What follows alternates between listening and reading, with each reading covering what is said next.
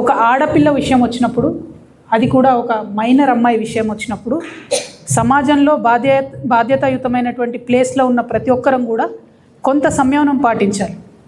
Social మీడియాలో ఏది పడితే అది వాగితే ఆడపిల్లలకి ఎక్కువ నష్టం జరుగుతుంది. మన సమాజం ఇప్పటికి కూడా రేపు పొద్దున బండి సంజయ్ గారి అబ్బాయి దోషి కాదు అని తేలినా, దోషి అని తేలినా సమాజం మగపిల్లల్ని క్షమిస్తుంది, కానీ ఆడపిల్లలకు మాత్రం కంప్లీట్గా లైఫ్ బర్బాద్ అయ్యే పరిస్థితి ఉంటుంది.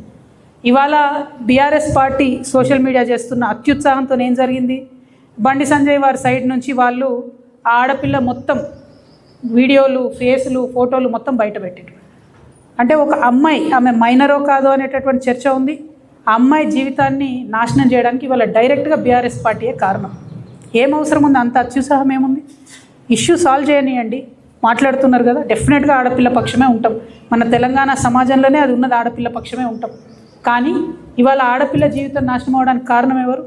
ఎందుకు అమ్మాయి ఫోటోలు బయటికి రావాలి, అమ్మాయి వీడియోలు బయటికి రావాలి? నేను పోలీస్ శాఖ వారిని కోరుతా ఉన్నాను, ఎవరెవరైతే ఆ అమ్మాయి ఫోటోలు, వీడియోలు పోస్ట్ చేసిండ్రో ఆ సోషల్ మీడియా అకౌంట్స్ బ్లాక్ చేయండి, వారిని ఖచ్చితంగా అరెస్ట్ చేయండి. మీ ముఖ్యమంత్రి మీద ఒక చిన్న పోస్ట్ పెడితే ఇవాళ ఎత్తుకపోయి అరెస్ట్ చేస్తున్నారు. కాబట్టి ఒక ఆడపిల్ల జీవితాన్ని నాశనం చేసేటట్టుగా పోస్టులు పెట్టి, వీడియోలు పెట్టి, వాళ్ళ ఫ్రెండ్స్తో ఉన్నప్పటి ఈ ఫోటోలు అన్నీ బయట పెట్టినటువంటి అకౌంట్స్ని బ్లాక్ చేయాలి, ఖచ్చితంగా వాళ్ళని అరెస్ట్ చేయాలని చెప్పి నేను డిమాండ్ చేస్తూ ఉన్నాను.